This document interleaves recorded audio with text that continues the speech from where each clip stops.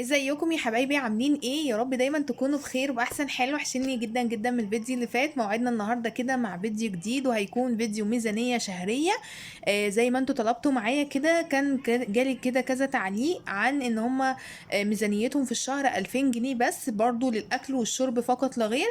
وحبوا ان انا اعمل لهم الميزانية، وتقسيمتي في الميزانية هتكون ازاي بطريقه سهله وبسيطه. وكمان زي ما انتم عارفين ان احنا بنقسم الميزانيه لاقسام، بحيث ان احنا نحط لكل بند من البنود الميزانيه مبلغ معين، نحاول ان احنا نمشي نفسنا بيه. وهل المبلغ ده هنجيب ايه بيه بالظبط؟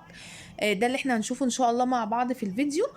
شكرا جدا لكم على تعليقاتكم الجميله اللي بتكتب لي قد ايه، بتفرحني وبتديني طبعا حافز ان انا اصور فيديوهات تاني. خليكم دايما كده مستمرين في الدعم ليا، وشكرا قوي على الدعوات الحلوه اللي انتوا بتدعوها لي ليا ولاولادي. بجد ربنا يخليكم ليا يا رب. فمبدئيا كده هنشوف التقسيمه بتاعه الميزانيه والاقسام بتاعه الميزانيه بتاعتنا الشهر، يعني الميزانيه دي. وان شاء الله باذن الله هتكون 2000 جنيه للاكل والشرب فقط لا غير، مش داخل منهم دروس ولا فواتير ولا اي حاجه خالص، اكل وشرب بس. خلاص. والميزانيه دي بتكفي من 4 ل5 افراد ان شاء الله باذن الله ب 2000 جنيه في الشهر. يلا بينا كده نبدا في الفيديو. بس ما تنسيش بقى تحطي لايك ودعوه حلوه وكومنت جميل زي كده تحت في التعليقات، ودعموا القناه عشان خاطر توصل ل100 الف مشترك. ويلا بينا نبدا في الفيديو. طيب مبدئيا كده انتم خلاص عارفين نظامي، ان انا بحب ان انا لو انا معايا ميزانية شهرية بحب ان انا اجيب حاجات اول الشهر وحاجات بالاسبوع. خلاص. الحاجات الاساسية بالنسبة لي بتيجي اول الشهر هي الخزين والمنظفات واللحوم. اجيبهم واشيلهم عندي كده في البيت، واحط الخزين كده في الضرفة بتاعته كده، واحس ان بيتي كده مليان بالخير. والمنظفات عندي بالشهر كله بتنفع جدا جدا، بتخليكي طول الشهر مش محتاجة تجيبي حاجة من المنظفات. وان احتاجتي حاجة بتبقى حاجات بسيطة جدا. خلاص. كمان اللحوم بتجيبيها اول الشهر، وتبداي ان انت كده تفرزي حاجتك، تتبلي الحاجة اللي محتاجة تتبل. في حاجات بتفرزيها من غير ما تتبليها، زي الفراخ مثلا بتطلعيها بقى عشان خاطر تغسليها غسلة كويسة، وتبداي ان انت تتبليها في يوميها. يعني لكن في حاجات بتبقى احسن ان انت تشيلها متبله، زي الكفته، زي البرجر، زي الحواوشي. زي العصاق، تعملي لحمه مفرومه كده متعصجه وتشيليها في الفريزر، تنفعك في اي يوم. زي مثلا البانيه برضو من الحاجات الحلوه جدا، لما بتشيلها متفرزه بتنفع بصراحه قوي يعني. زي الشاورما، الحاجات دي كلها بتشيليها متبله بتبقى حلوه جدا جدا. خلاص. فاول حاجه كده مبدئيا معاه، يعني اول حاجه كده هو قسم الخزين. الخزين انا هنجيب اول حاجه 3 كيلو من الرز. الكيلو الرز دلوقتي ب25 جنيه، وفي ناس على فكره بيقولوا ان في ب24 وب23. انا حطولك على اساس 25 جنيه. هتجيبي 3 كيلو من الرز من عند العلاف عادي جدا ب75 جنيه. ان شاء الله باذن الله ال3 كيلو هيكفوكي ازاي يا منى؟ عشان خاطر اول حاجه ان انت بتعملي مقدار للرز اللي انت بتستخدميه. دايما خلي كده في العلبه بتاعه الرز كوبايه معياريه للاكله بتاعتكم. انا بصراحه ديت عاملاها من زمان جدا، كوبايه كده ما بتعدهاش، الا لو مثلا هعمل محشي فباخد مثلا كوبايتين 3 كوبايات وهكذا. انت خلي فيه كده كوبايه معياريه في الباسكت بتاع او العلبه بتاعه الرز. اعملي بيها المقدار بتاعك علشان ما يتبقاش منك رز ويترمي حرام. وانا من الناس اللي ما بحبش ان الرز مثلا يبات لي تاني يوم، بيبقى طعمه مش حلو بصراحه. في ناس بتحب تحتفظ بيه في الفريزر، انا عمري ما عملت الحركه دي. وفي ناس بتحطه في التلاجة وترجع تاني تسخنه، بس بصراحه بحس انه ملهوش طعم. فانت اعملي على قد اول باول، بحيث ان انت ما تهدريش في الحاجه. خلاص. كمان بتكتري كميته بالشعريه. عامة يعني هو ان شاء الله باذن الله 3 كيلو هيكفيكي في خلال الشهر. تاني حاجة معايا هو 2 كيلو من الدقيق. الدقيق اعلى سعر انا بجيبه اللي هو ب 18 جنيه 75 قرش. انا حطلك على اساس ان هو 20 جنيه، فانت هتجيبي 2 كيلو من الدقيق بمعدل كده نص كيلو كل اسبوع. نص كيلو ده بقى مره تعملي بيتزا، مره تعملي كيكه، وهكذا. يعني هو يا بيتزا يا كيكه، يعني هو انت مش بتعملي بيه حاجه تانية، سينابون مثلا، معجنات لو ليكي، وهكذا. هتجيبي كمان 2 كيلو من السكر، برضو انا حاسبهولك على اساس ان الكيس ب20 جنيه، يعني ال2 كيلو ب40 جنيه. خلاص. مش لو انت عندك تموين وبتجيبي منه سكر، فانت هتستغني عن الخطوة دي، فهيتوفر معاكي 40 جنيه تجيبي بيهم اي حاجة تانية. تجيبي بيهم صوصات، تجيبي بيهم مثلا لبن بودر. تجيبي بيهم كاكاو ونسكويك والحاجات اللي هي المشروبات اللي هي اللي ما بن... يعني مش ضرورية قوي، بس انت بترفهي عن نفسك بيهم. خلاص. هتجيبي كمان 7 اكياس من المكرونه، اللي هو الكيس ال 400 جرام اللي هو ب10 جنيه. حابه تجيبي مكرونه سايبه من عند العلاف مفيش اي مشكله. وكمان انا مدياكي اعلى سعر للاكياس اللي هي ال 400 جرام اللي هو كيس الملكه اللي انا بجيبه. في اكياس مكرونه بتكون مغلفه بس بتكون ارخص من 10 جنيه اللي هو الكيس ال 400 جرام.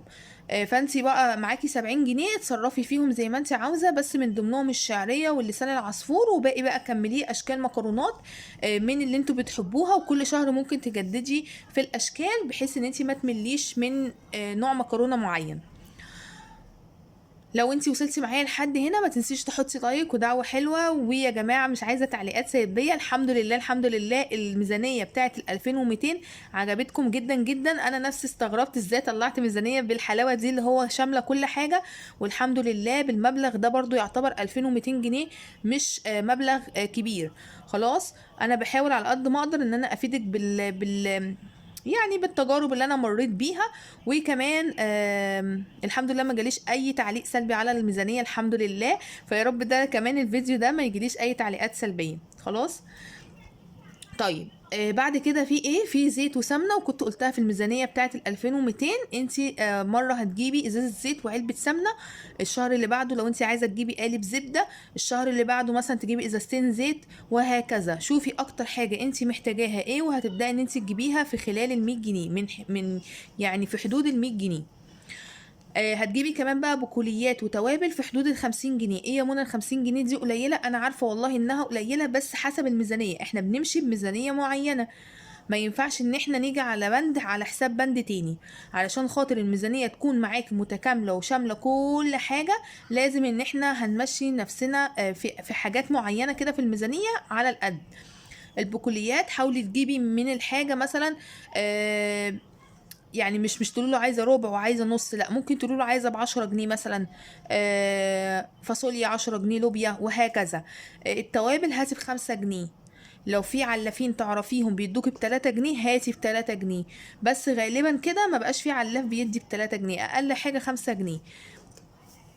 خلاص. يبقى هنجيب بقوليات وتوابل في حدود ال50 جنيه. هنجيب كمان مشروبات في حدود ال50 جنيه. المشروبات دي زي الشاي، زي القهوة، زي النسكافيه، زي الكافي ميكس. انت شوفي اكتر حاجة بتشربوها ايه هي في حدود ال50 جنيه وهتجيبيها. هتجيبي كمان خل وملح في حدود ال25 جنيه. بصراحة في الميزانية دي أنا ما كتبتلكيش صلصة، لأن أنت ممكن تعتمدي على الصلصة اللي هي الطماطم وتفرزيها وتستخدميها. عايزة تحمريها في الأكلة ممكن تحطي رشة من البابريكا، بتدي لون حلو للصلصة. وكمان ما حطيتيش صلصة جاهزة ولا أي حاجة. كمان في الميزانية دي أنا ما حطيتلكيش مرقة دجاج، لأن في ناس أصلا ما بتحبش مرقة الدجاج. طب أنا يا منى بحبها. ممكن بقى لو أنت مثلا مش هتجيبي السكر وعندك بطاقة تموين، فانت معاكي 40 جنيه اهو زياده، ممكن تجيبي بيهم ايه؟ علبه مرقه اللي هي فيها 48 مكعب ب 30 جنيه.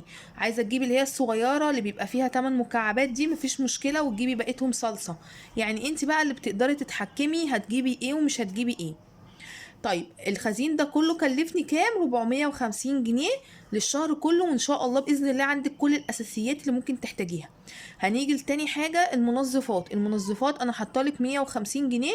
هنجيب بيها مسحوق اوتوماتيك، لو انت ما غسلتك اوتوماتيك هتجيبي بيها مسحوق عادي لو انت غسلتك عاديه. وطبعا انت لو غسلتك اللي بتستخدم مسحوق عادي فانت كده هيوفر معاكي كتير جدا. خلاص. هنجيب صابون مواعين بس يفضل يكون سايب لان الميزانيه مش كبيره. هتجيبي سلك وهتجيبي ليف. هتجيبي كمان معجون اسنان اللي هو الحجم الصغير علشان تقدري ان انت تتحكمي في الحاجه اللي معاكي. حابه تجيبي اللي هو 50 جرام مفيش مشكله.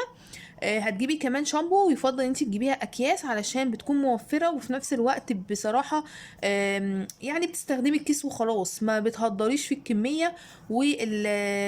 يعني لو جبتي علبه بتهدر معاكي وبتخلص معاكي على طول. فانا حطيت لك المنظفات 150 جنيه.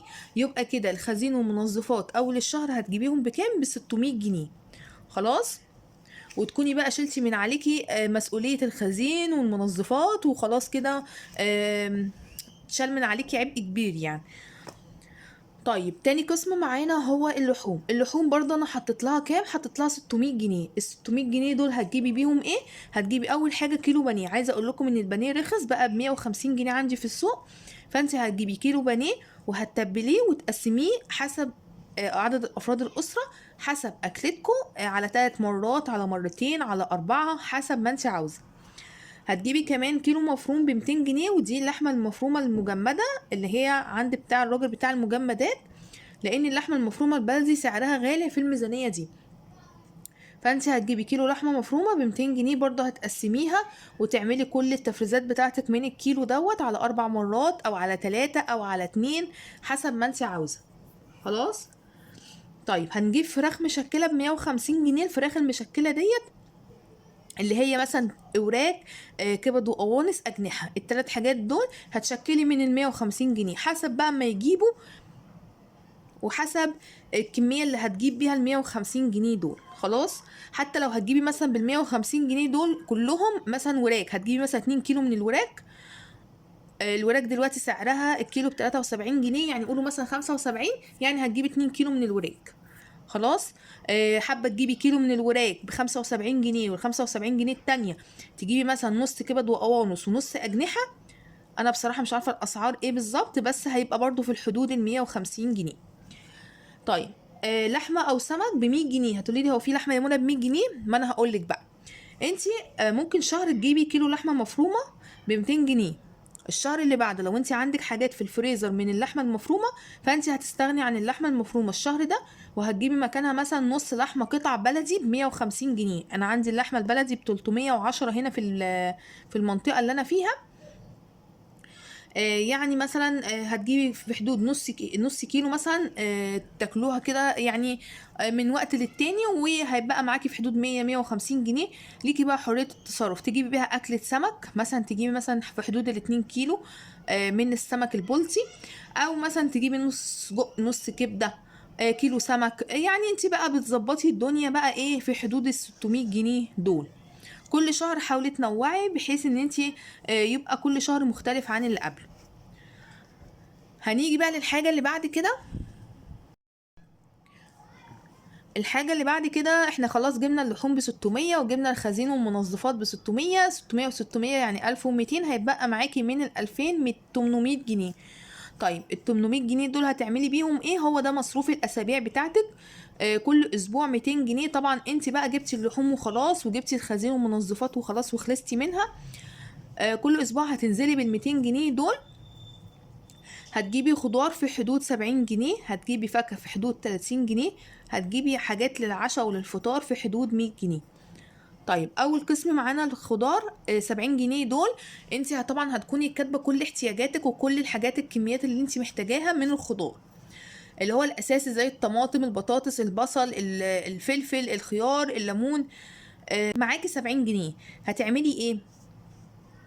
تحاولي تجيبي على القد. دي اول حاجه. تاني حاجه، لو انت شاطره بقى قوي يعني وبص ست بيت شاطره جامده جدا، فانت بقى هتعملي ايه؟ هتجيبي الخضار بتاعك اللي هيكفيكي اسبوع كامل ب50 جنيه، وال20 جنيه بقيت ال70 جنيه دول هتجيبي بيهم خضار وتفرزيه.